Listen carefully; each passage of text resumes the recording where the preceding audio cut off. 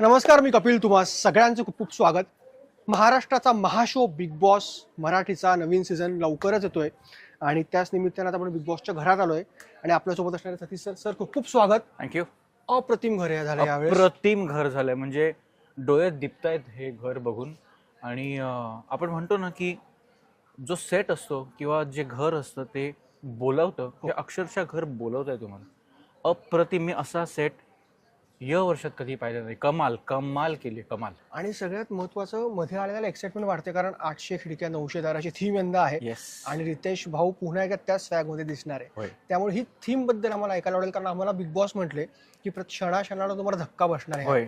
तर त्यामुळे कारण का आपण टॅगलाईन मध्ये सुद्धा बघतोय की दार उघडणार आणि नशिबाचा गेम पालटणार.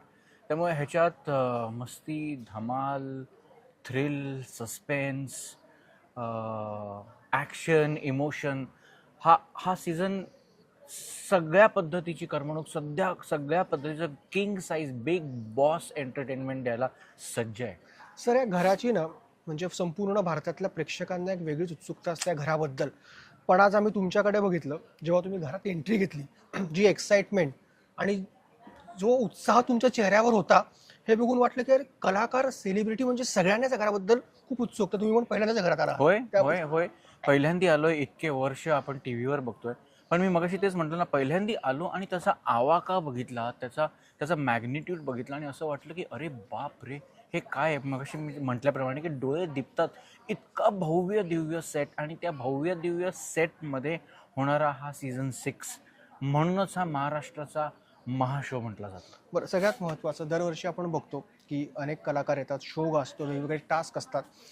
ह्या वर्षी काही आम्हाला अंदाज मिळेल का की सगळ्यात कटिंग टास्क कुठले असणार आहेत, किंवा रितेश भाऊंकडनं विकेंडच्या वॉरलॉक कशी शाळा घेतली जाणार आहे, त्याबद्दल काही लिंक मिळेल का? मी काहीच सांगू शकत नाही, कारण का रितेश भाऊ सुद्धा ज्या पद्धतीने म्हणाले की ॲक्शनला रिॲक्शन असते. ज्या पद्धतीने घरात येणारे जे काही कलाकार आहेत, जे काही कंटेस्टंट आहेत, ज्यांचं सिलेक्शन झालेलं आहे, ज्या पद्धतीने ते वागणार आहेत, तशा पद्धतीने पुढच्या गोष्टी उलगडत जाणार आहेत.